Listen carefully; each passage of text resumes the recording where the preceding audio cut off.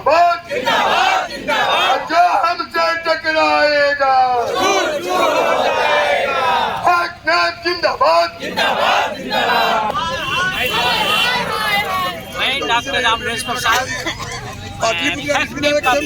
इकाई का अध्यक्ष हूँ।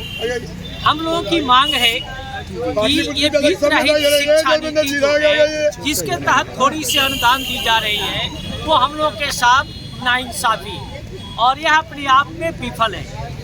क्योंकि पिछले 8 वर्षों से अनुदान भी नहीं मिला है, तो हम लोग किस तरह से जी रहे हैं, यह एक विचारणीय विषय है।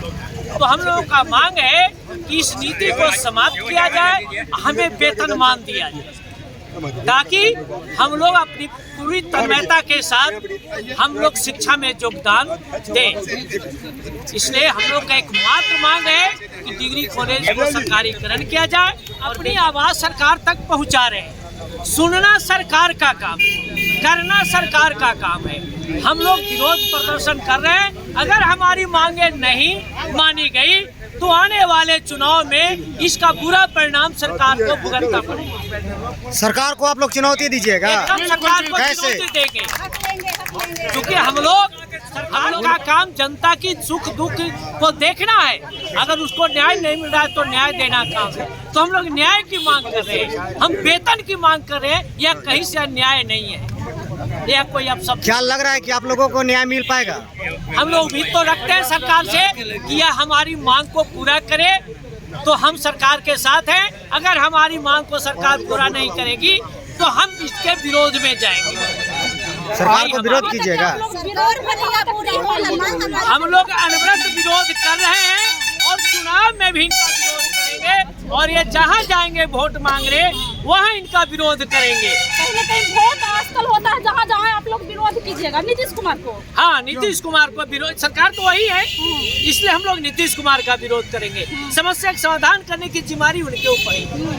बस हम लोग की एक ही मांग है कि जब नीतीश जी की सरकार बनी थी तो उन्होंने घोषणा किया था कि वित्त रहित शिक्षा नीति की समाप्ति का। एक छलावा रहा। उन्होंने रिजल्ट बेस्ड अनुदान देने का घोषणा किया। आज अनुदान भी हम लोग का 2016 तक मिला है।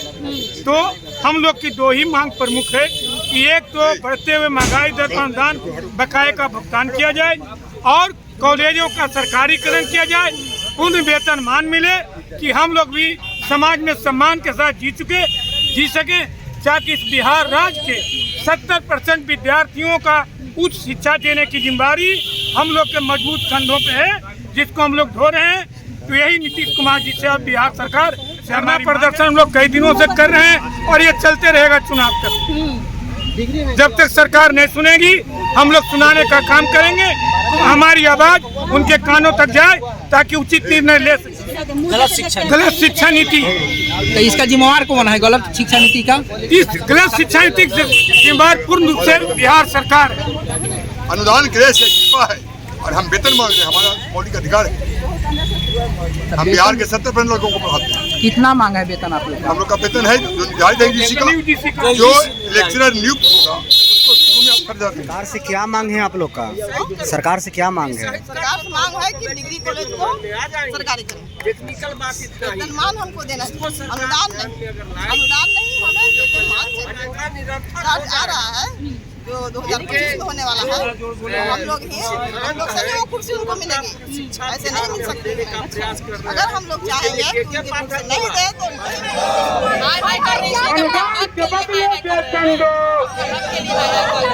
तो हम लोग को वेतनमान होना चाहिए। अनुदान जो होता है वो भी 8 साल से लंबित है। यथाशीघ्र अनुदान निर्गत किया जाए, अनुदान के बदले अब वेतन दिया जाए। अपनी आवाज़ को सरकार तक पहुंचाने का यही एक जरिया है।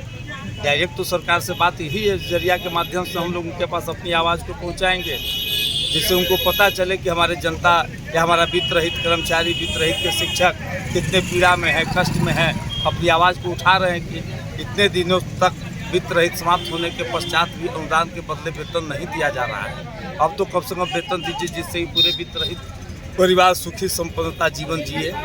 सरकार तक अपनी आवाज़ पहुँचाए, इसके लिए जो कदम उठाना पड़ेगा, हमारे जो भी संगठन के लोग जो निर्णय लेंगे उसके साथ हम लोग खड़ा रहेंगे। सर, जिस तरह से आपने धरना स्थल पे बैठे हैं और आपके साथ साथ बीपीएससी छात्र भी बैठे हैं कई दिनों से, कितने लाठी भी खाए, और आप लोग भी उनके साथ साथ बैठे हैं।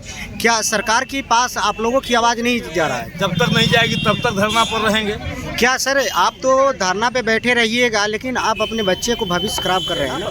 हम भविष्य खराब कर, हमारा भविष्य को कौन देख रहा है? तो वही तो कह रहे हैं ना, हमारा तो भविष्य इनके जिम्मेवार कौन होते हैं? हम लोग तो एक्स्ट्रा क्लास लेकर के यहाँ धरना पर आते हैं। एक्स्ट्रा क्लास अतिरिक्त क्लास लेकर विद्यार्थी के जीवन के साथ खिलवाड़ नहीं करते, अतिरिक्त वर्ग संचालन। लेकिन आप लोग इतना सोच रहे हैं, लेकिन सरकार ऐसे क्यों कर रहे हैं सर? सरकार को सुनना चाहिए, नहीं सुन रही है तो सरकार गलती की, उसके लिए हम लोग धरना दे रहे हैं। धरना दे रहे हैं, आपको सरकार से पूछना चाहिए। अगर ये सरकार आप लोगों की बात नहीं सुनते हैं तो ऐसे कब तक धरना चलते रहेगा? जब तक नहीं सुनेगी सरकार तब तक हमारी आवाज़ बुलंद होती रहेगी। निश्चित निश्चित। जिंदाबाद जिंदाबाद एकमात्र है मांग हमारी, एकमात्र है मांग हमारी।